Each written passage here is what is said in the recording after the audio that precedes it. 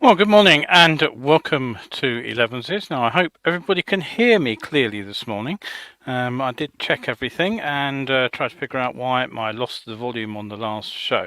Anyway, good morning to all. I'm Kevin Williams. This is Elevenses. It's show number what is it? Show number 405, isn't it? Sunday, 28th of January. It's a bright day this morning here in London. I'll look at the weather forecast in a moment. But in today's show, we have a new rule in Spain, which means there will be big fines if you fail to indicate. So if you're headed to the country for a holiday trip, think about that. Now, there'll be no change to the UK MOT rules, though, after all.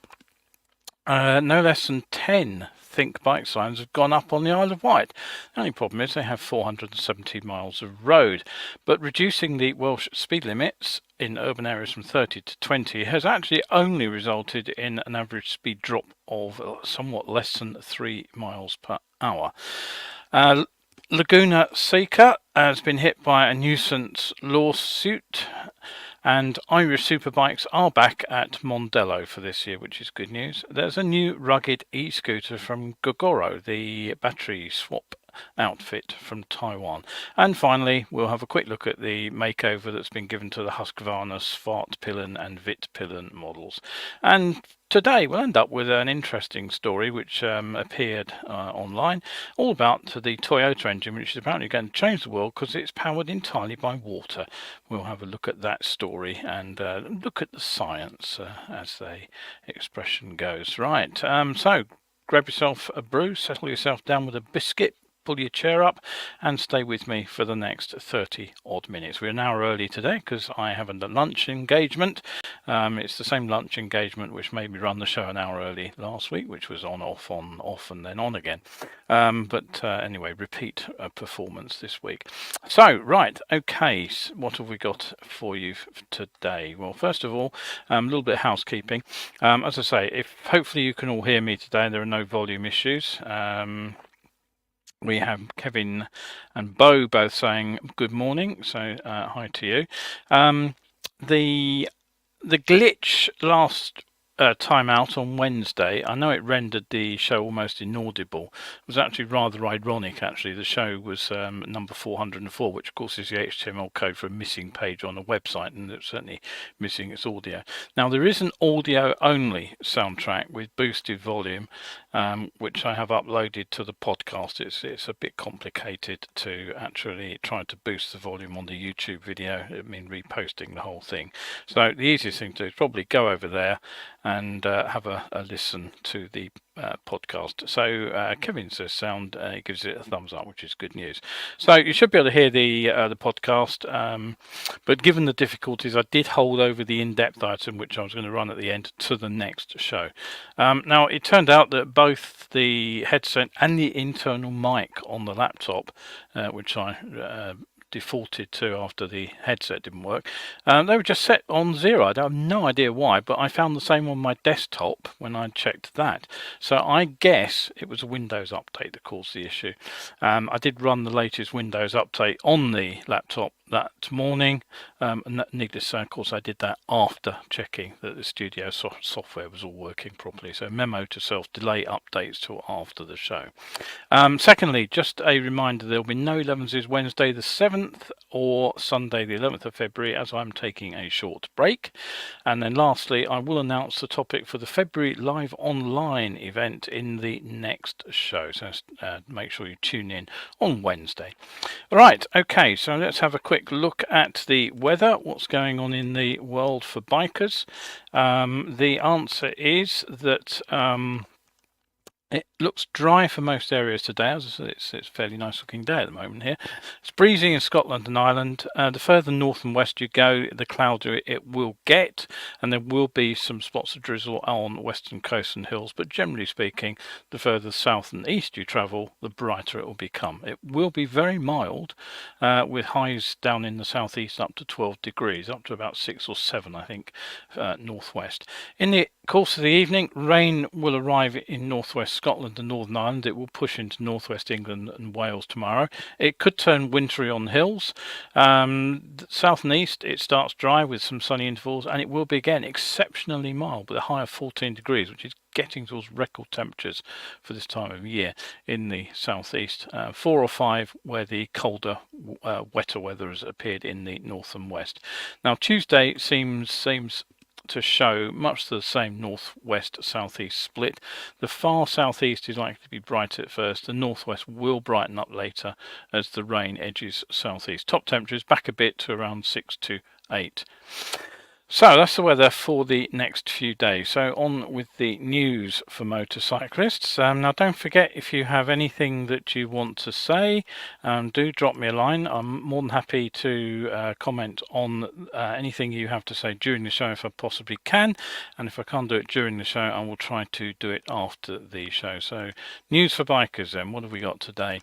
Well, if you're headed to Spain, as I said, on a biking trip this year, you'd better start practicing using your indicators. Now, UK tourists are being warned that they face a fine of up to €200 if they flout new regulations that came into force on Tuesday, January the 23rd. That's about £170, I think, at current exchange rate. So quite a hit to the wallet if you're on holiday. Now, it's said that this is the result of the numerous collisions that are caused in Spain by drivers who don't indicate properly, and the finger is being pointed at tourists. So traffic police are apparently out there ticketing vehicles right now that fail to signal when turning, when changing lanes, when exiting roundabouts, when overtaking, or even when pulling into a parking space, and visitors are being singled out. So watch your signals, make sure that you use them whenever you are changing direction or moving across the road laterally, or turning in and out of spaces. If you use them whenever you're changing direction, you probably won't go wrong. And don't forget the other change I mentioned recently. There's a new rule that means you must wear CE approved gloves. It's compulsory. Right, okay, next story though is a rule change that hasn't happened, and this is the proposed proposed changes to the UK's MOT. Now, under the proposals which were being evaluated, it would have seen new cars, motorbikes and vans in Britain have their first MOT 4 years after first being registered, compared with the current 3, and the idea that the MOT interval would have been extended from 1 year to 2 year. It's all been shelved. It was said to be cutting costs for drivers, but it's Roads Minister Guy Opperman. He said the Department for Transport has listened to drivers and industry. The RIC head of policy, Simon Williams, said it's great news. The madcap idea of changing the MOT from 1 year to every 2 has finally been consigned to the bin. Well, of course, until the very next time the proposal comes up.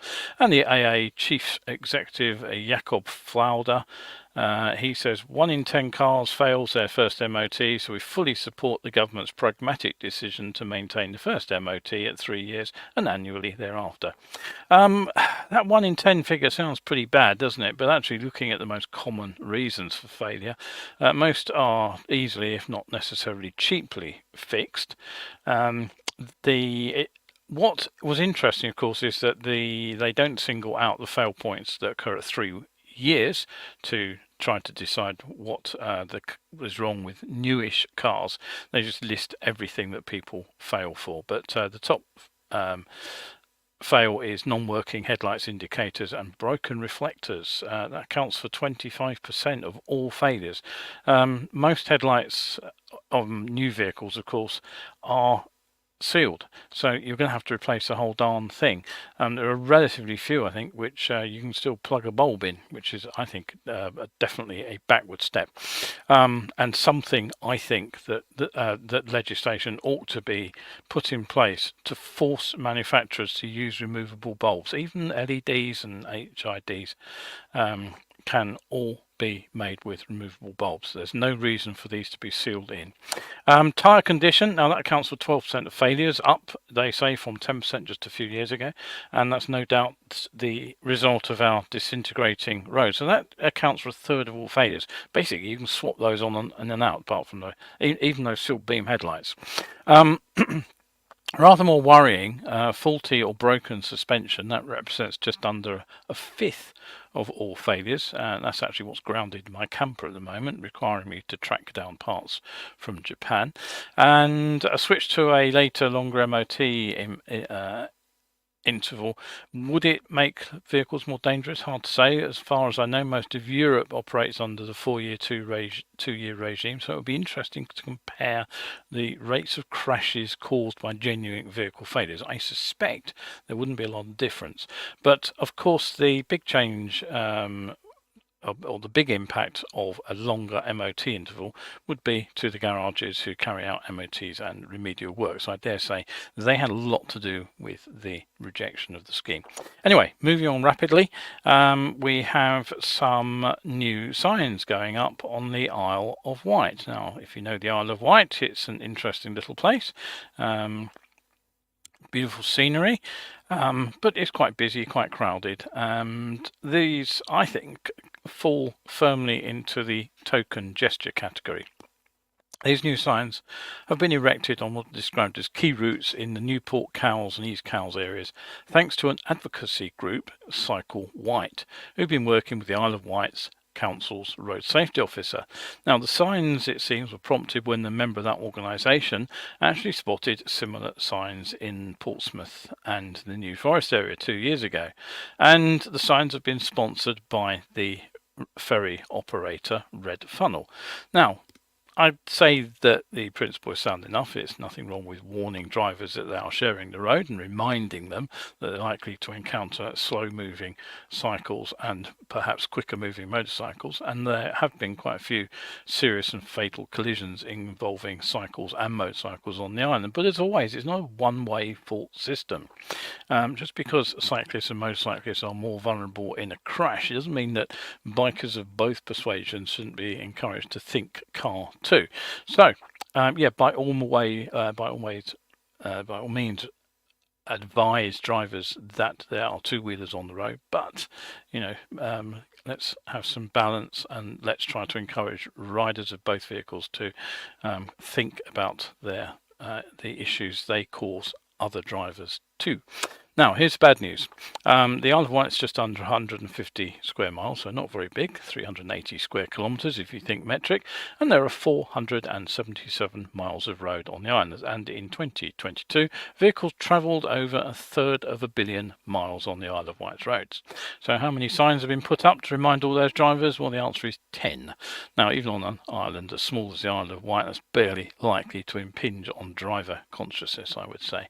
There apparently is strong support for the rollout of further signs, but Cycle Wight are now seeking further sponsorship from local businesses. So with just 10 signs going up, it really does make me wonder how much Red Funnel actually donated, if that's all that they could buy. On the other hand, a measure that has taken place in another part of the country, in Wales, for 20-mile-per-hour speed limits, against a backdrop of an outcry from many outraged drivers who said that their journey times were going to be impinged. The reduction from the default 30 urban limit to a new default 20 urban limit has showed that where this speed limit has now come into place, the overall change in speeds has actually been surprisingly small. Now, there's an interesting analysis on the Bennett social page by Ben Purvis, so I won't repeat the entire thing, but I did note that the data, which is lifted from connected vehicles via TomTom, remember I had an item the other day on the slowest cities in the world, and London came top in that. Well, in Wales, where the speed was measured, where under the 30-mile-per-hour regime, the average speeds in the areas, they were only 22.7 miles per hour. Now, with the introduction of 20 limits, the average speeds in those areas initially fell by 2.9 miles per hour, taking it just under the 20 threshold.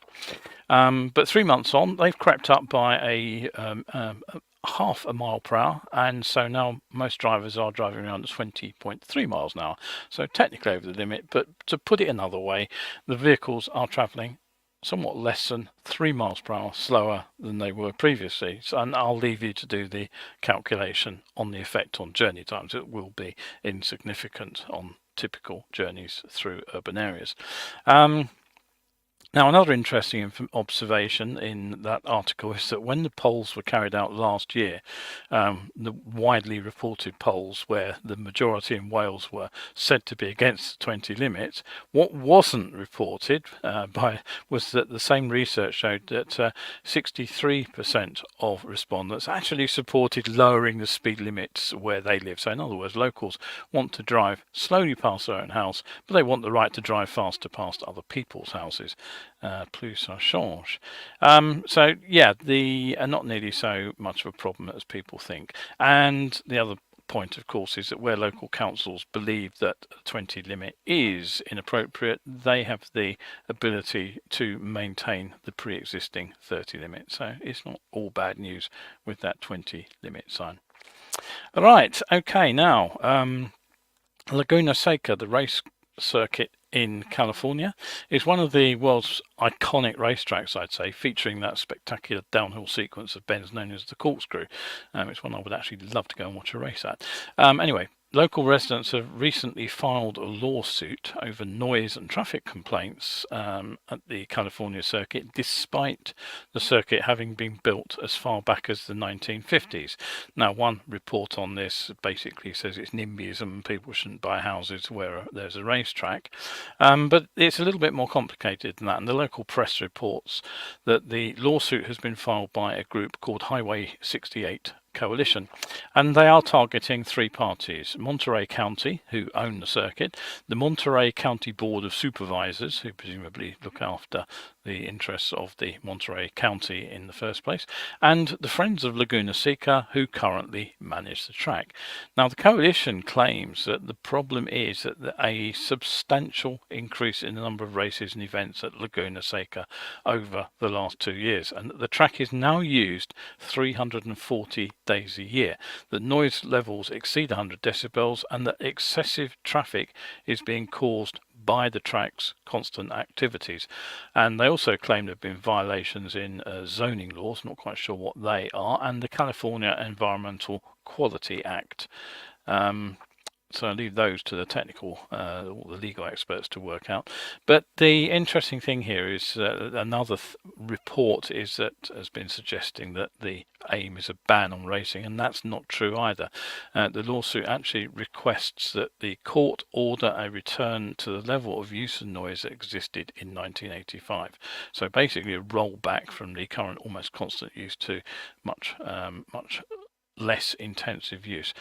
The problems there will be, I guess, funding the circuit. But anyway, that's the state of play over at Laguna Seca. Now, in Ireland, I recently reported that the Irish road racing season has been cancelled again because the insurance issue. They simply can't get insurance at an affordable price. But at least fans of racing on the Emerald Isle will be able to follow the Dunlop Masters Superbike Championship this year, even if it is circuit based. Now, it's said to be Ireland's premier motorcycle racing series. It last ran in 2022. 2023 was also a victim of the insurance hikes, but it's been confirmed that the 7-round series will take place this year. All the races happen at Mondello Park, and there will be 6 two-day events, one per month from April to September. Now, as the price of insurance has increased dramatically, Motorcycling Ireland are planning a fundraising campaign which will help lessen the burden caused by them passing on the increased costs to competitors. Okay, so what else have I got for you? Well, some bike news, not a lot going on at the moment. As I said, it's all been done at the big show season in the autumn, so relatively quiet at the moment. But I have mentioned the Taiwanese company Gorgoro several times over the last few years as a pioneer in the electric urban mobility segment because of their battery swap technology. and here you can see one of their battery swap stations. And they also have just revealed a new model. It's called the Crossover GX 250.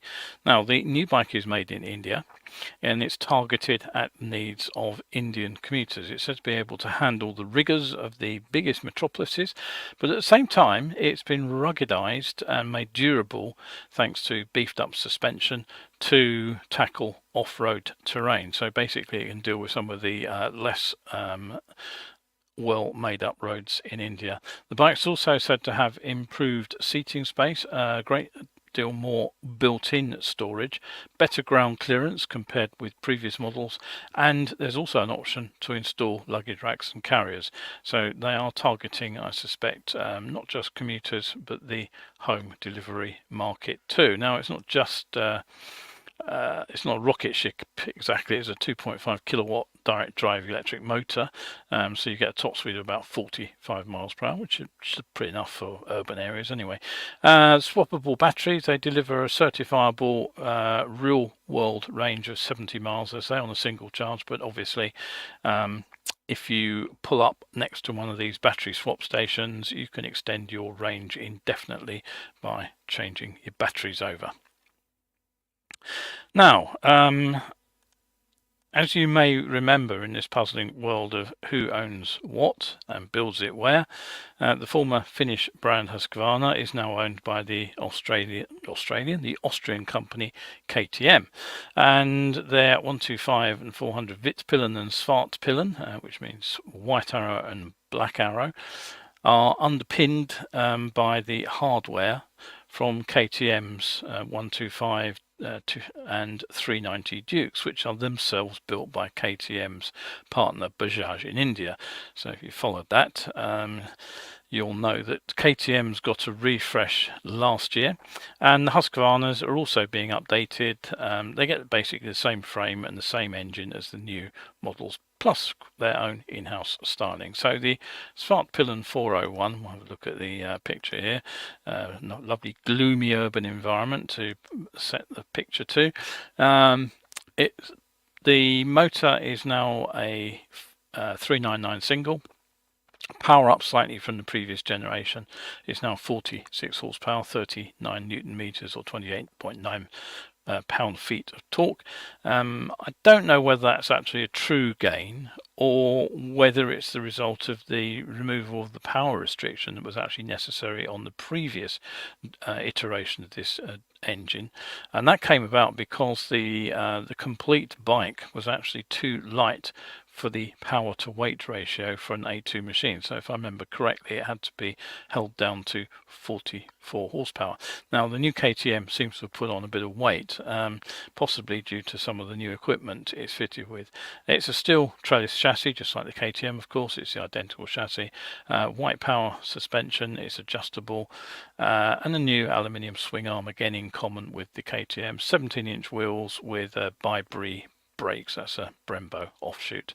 Now, like the new Duke, the machine also gets KTM's electronic rider aids, including the easy shift technology that allows you to shift gear without having to bother with the clutch, throttle by wire ride modes, traction control, Bosch cornering sensitive ABS. If that's on the 1252, that'll be quite an introduction actually.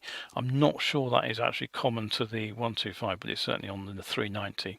There's a 5-inch TFT display again. I'm sure that's on the 390, not the 125. There you get a Type C USB outlet. I think that's on both of them, and smartphone connectivity if you want it. And the bikes get premium paint finish with decals, which I'm very pleased to hear. Any case, my guess is that the Swartpilen 401 is going to have pretty tough competition from the new Triumphs all round. I can't honestly say I've only ever seen a couple of them. In the end, I guess it will come down to which styling you prefer, but my guess is that most people will probably go with the Triumph. Right, okay, so that brings us to today's in-depth piece. Now, there I was browsing YouTube a few days ago, and I was confronted with a headline, and it was a wonderful headline. It was how Toyota's new water engine will destroy the entire EV industry. Now, naturally, I couldn't help but investigate. A water engine? What were they talking about here? You know, what is it, a steam engine? Well, nope. I sat there and watched the video, and according to the presenter, all you had to do was top up the car with, quote, distilled water, a resource that is both abundant and accessible. This is in stark contrast to the logistical complexities of charging EVs or refueling hydrogen vehicles, areas where the infrastructure is still evolving. So, all right, after sort of digesting the message of the video, apparently after topping up with your H2O, the vehicle would somehow magically produce HHO, which is oxygenated hydrogen, basically a mix of oxygen and hydrogen together. And then the idea is that that would be fed into an ordinary ICE engine, preferably modified to burn the gas rather than gasoline. There's just one problem, and it's chemistry. Now, the chemistry works like this. The energy that is released by combining hydrogen and oxygen creates a chemical bond, and you can only break that chemical bond by inputting energy, the same amount of energy, to break the water molecule apart to split it into its constituent hydrogen and oxygen again. Now, you could use a battery to split the water. That's true, but since the energy obtained by recombining the hydrogen and oxygen in the motor, firstly you lose it, a lot of it. Now, firstly, some of it is actually lost in the conversion process. Combustion is never 100% efficient.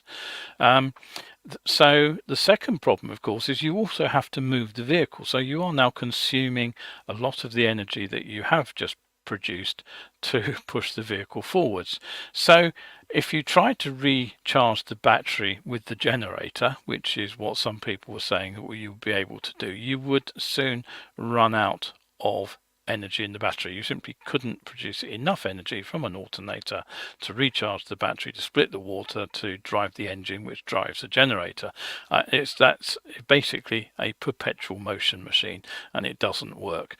So if you could draw on an external source of energy, maybe you could get this battery charged up in theory, but you would need something like a massive solar cell perched on top of the car, or a very much more energy productive solar cell than any technology we have at the moment.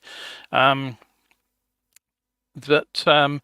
certainly wouldn't work with current, if you pardon the pun, current cells.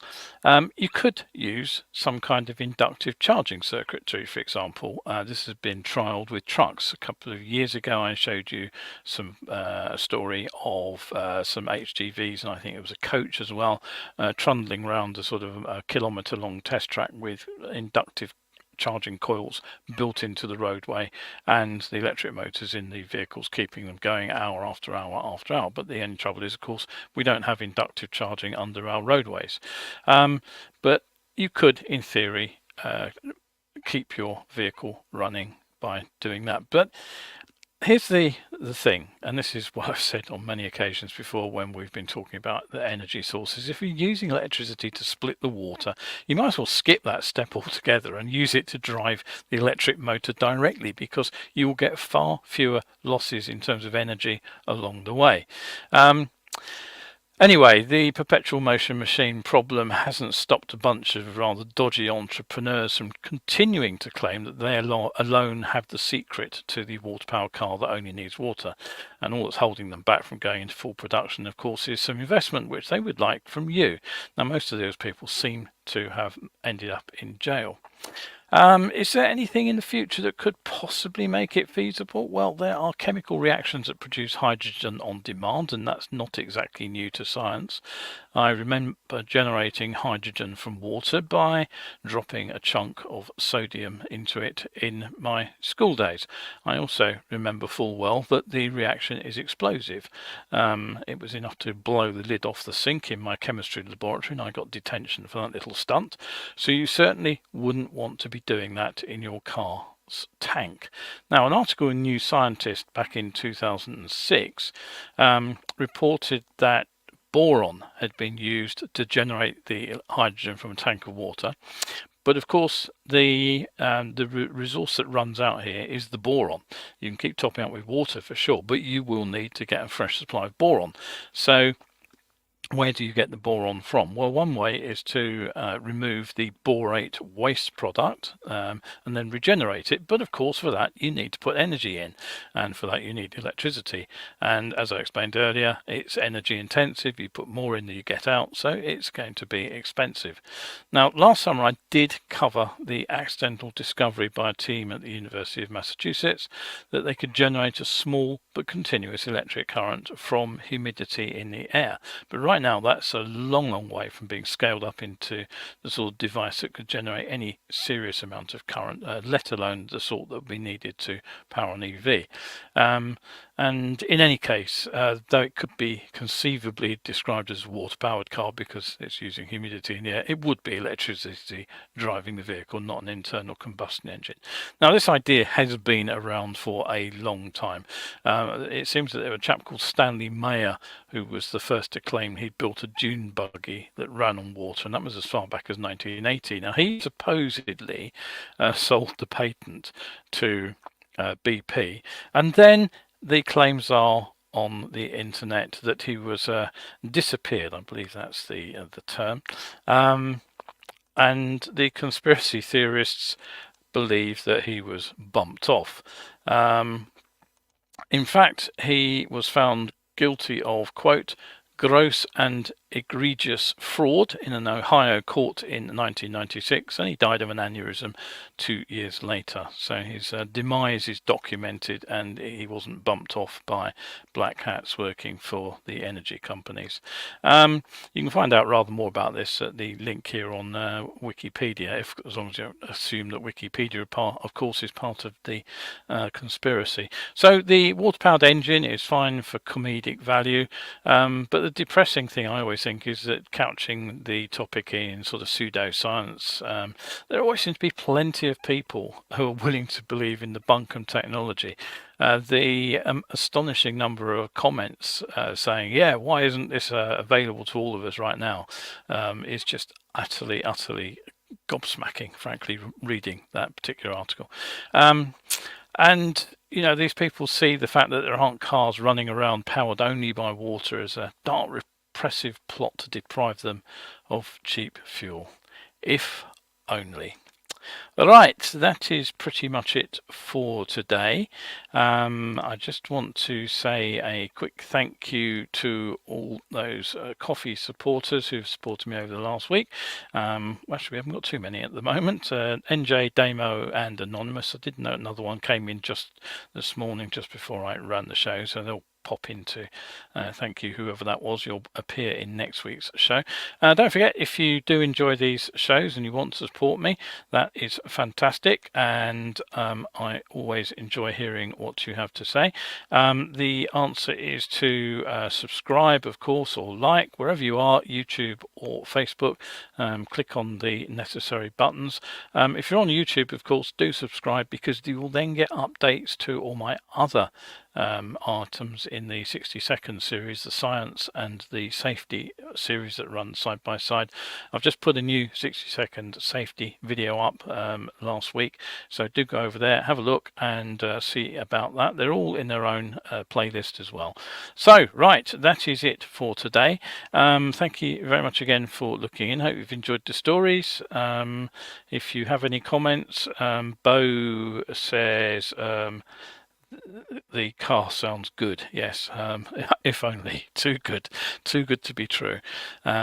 So yeah, that's it for today. Don't forget, if you are out there on the road, do stay shiny side up. Don't forget that the two shows that are suspended because I'm on holiday, and I'll be back at the more normal time of 11 o'clock on Wednesday. So once again, thank you very much for looking in, and Bo says thank you, which is jolly decent of you, and I'll see you hopefully for the next show.